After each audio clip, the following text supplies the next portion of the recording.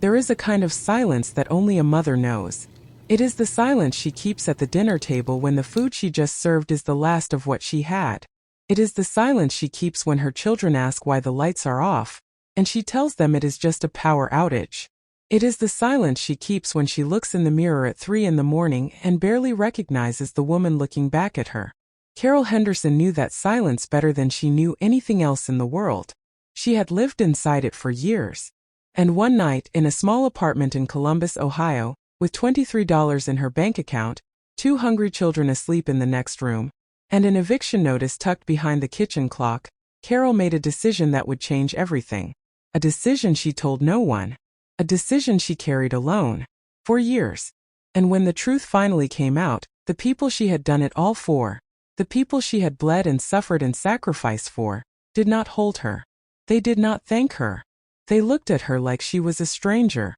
And they told her she had not done enough. There are 3 questions that are going to stay with you throughout this entire story. The first one is this. How far would you go to make sure the people you love never go to bed hungry? Not how far you would like to think you would go. How far you would actually go, when every door has been closed, every option has run dry, and the clock on the wall says it is midnight and your child has not eaten since yesterday morning.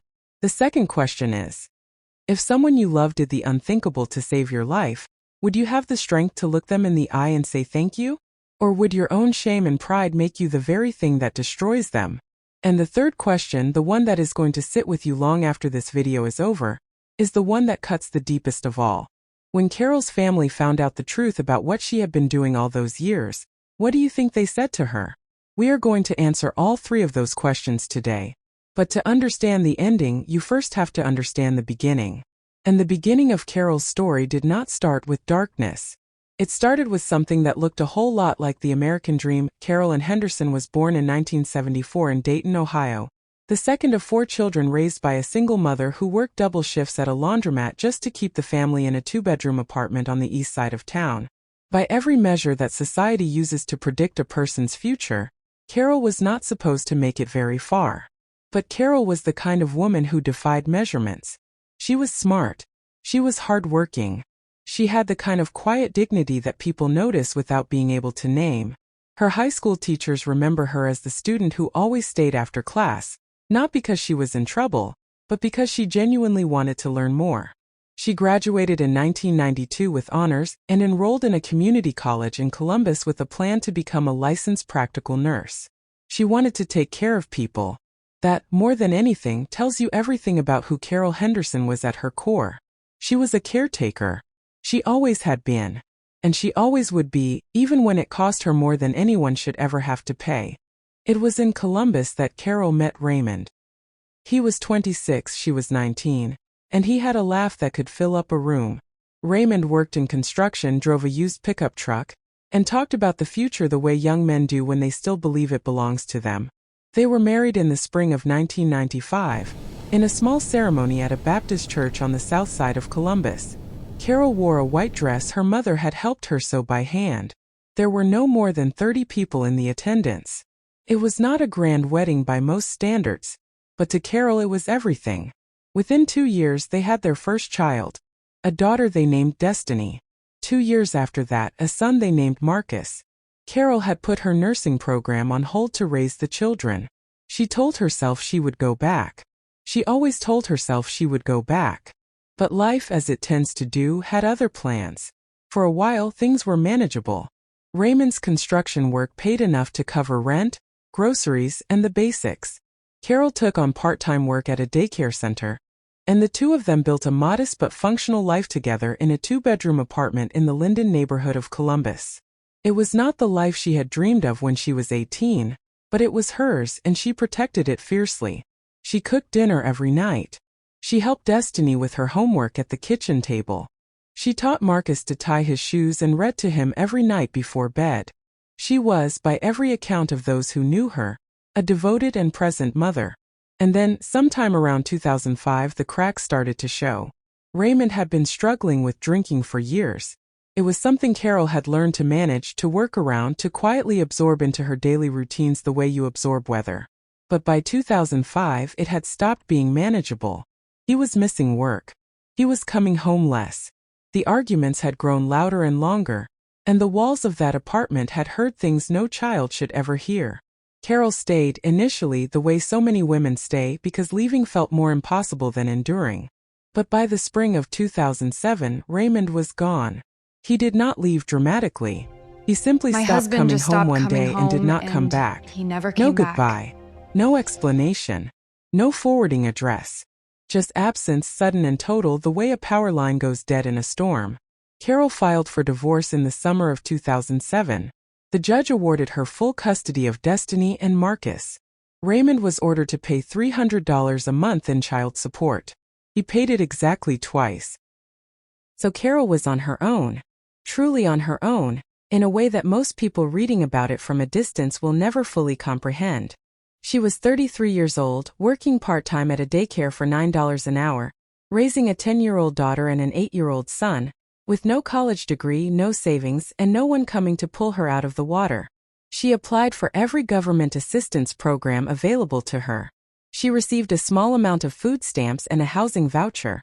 But the voucher barely covered a fraction of her rent in a neighborhood that had grown increasingly expensive. She applied for better-paying jobs constantly. She was turned down at every turn, told she was either overqualified for minimum wage positions or underqualified for anything that paid a living wage. She sold her television set. She sold the few pieces of jewelry she had from her marriage.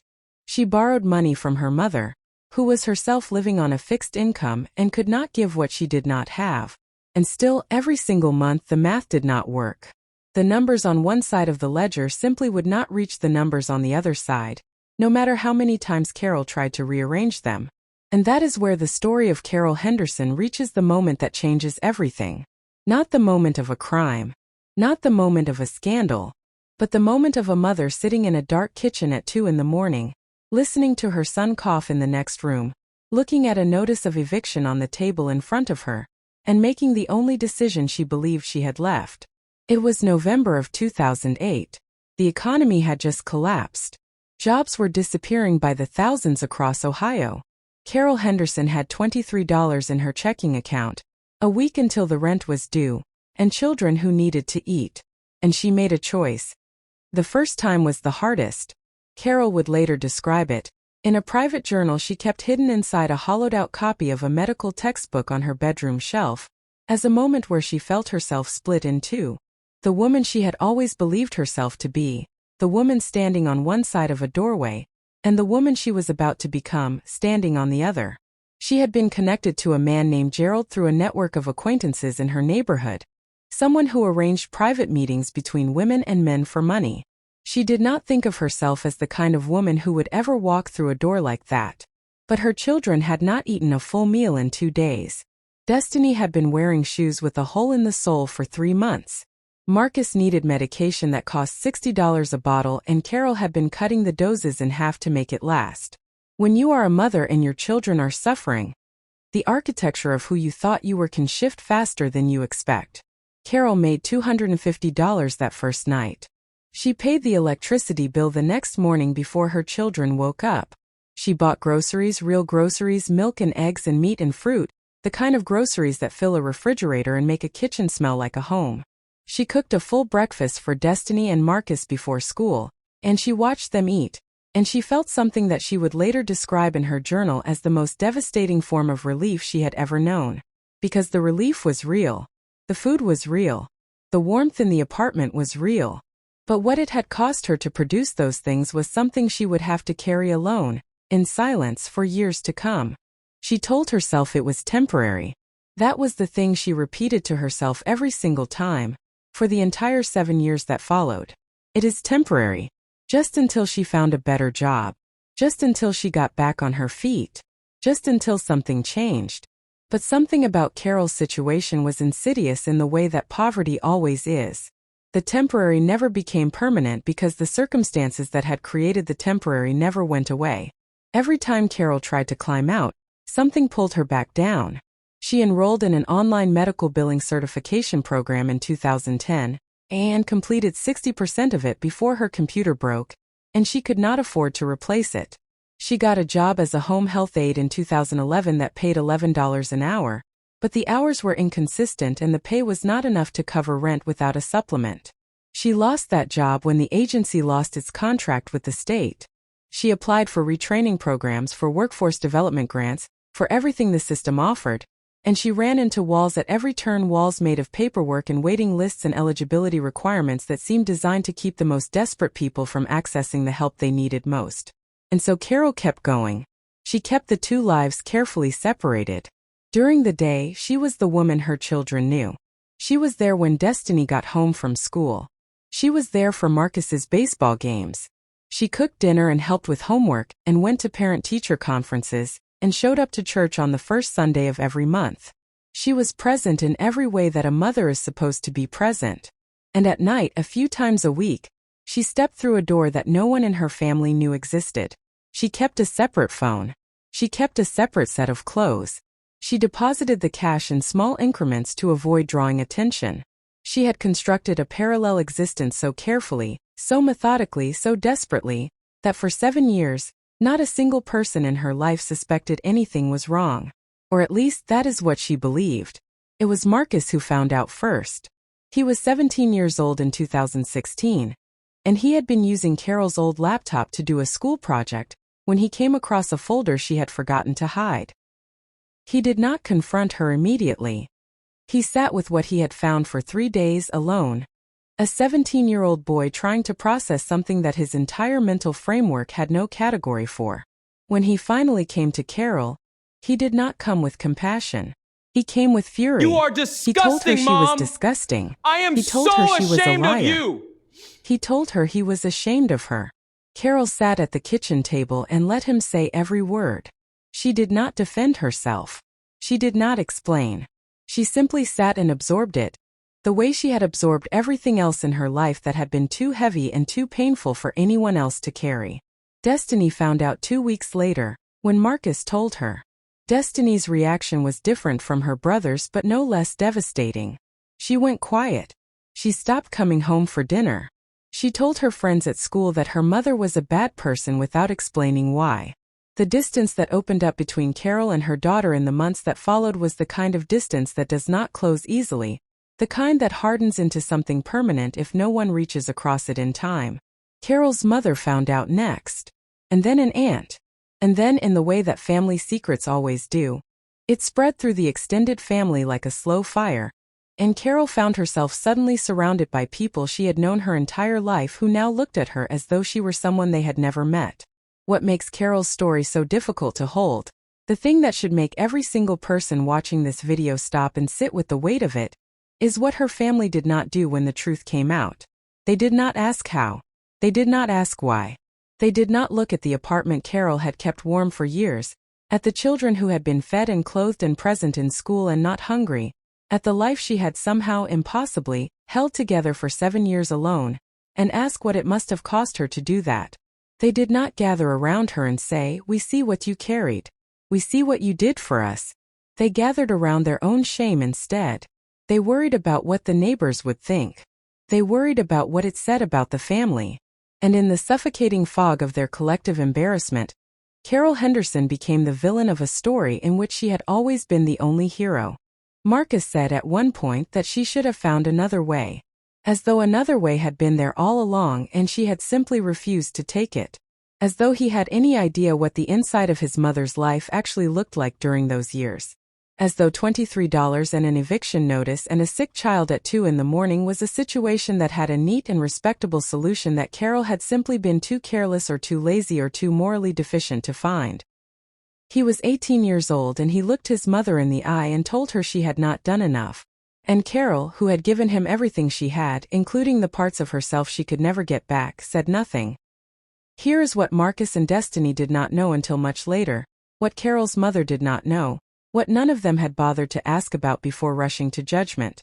There had been a moment early on when Carol had tried to tell someone, not the whole truth but enough of it.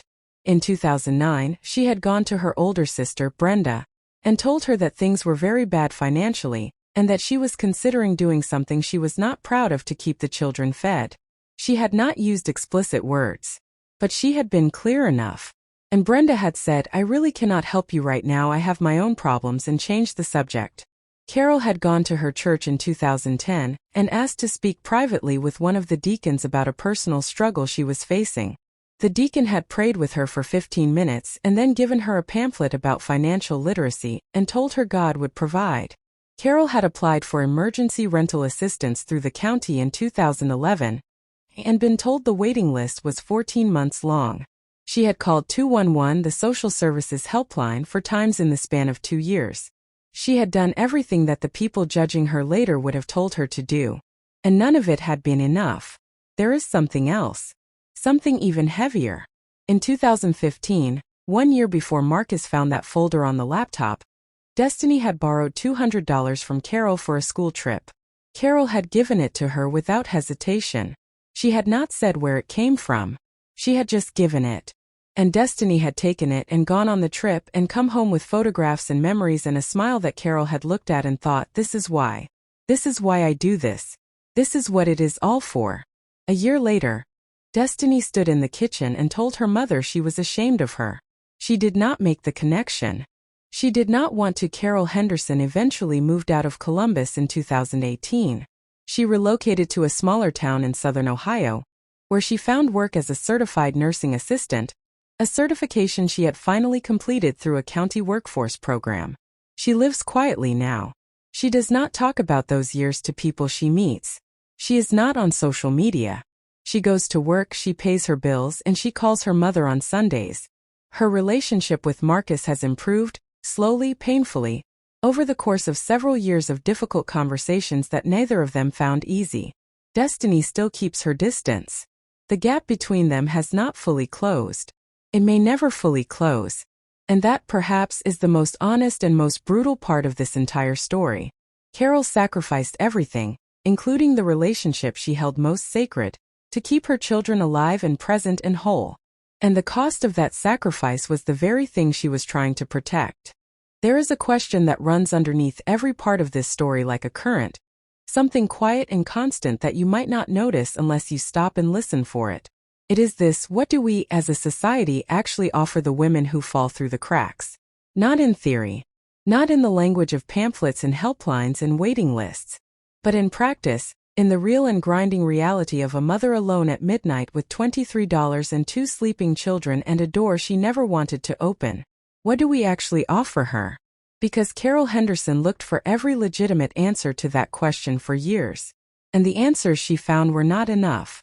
And so she found a different answer. And she carried it alone. And she kept her children fed. And years later, the people she had done it all for told her she had not done enough. That is not just Carol's story. That is a story happening right now, in cities and towns across this country, in apartments and houses and cars where women are making impossible choices in silence, with no one watching and no one coming to help. The least we can do is watch. The least we can do is ask why. So let me ask you this, and I want you to really sit with it before you answer. If Carol Henderson were someone you knew, someone in your family, someone you had eaten dinner with and laughed with and called on her birthday, and you found out the truth about what she had done and why she had done it, what would you say to her? Would you have the courage to say thank you? Or would you be standing in that kitchen with Marcus and Destiny, Mom. letting your own shame speak louder than her of sacrifice? Drop your answer in the comments below. I read every single one. And if this story moved you the way I believe it will, share it with someone who needs to hear it. Because stories like Carol's do not get told enough. And the women living them deserve to be seen.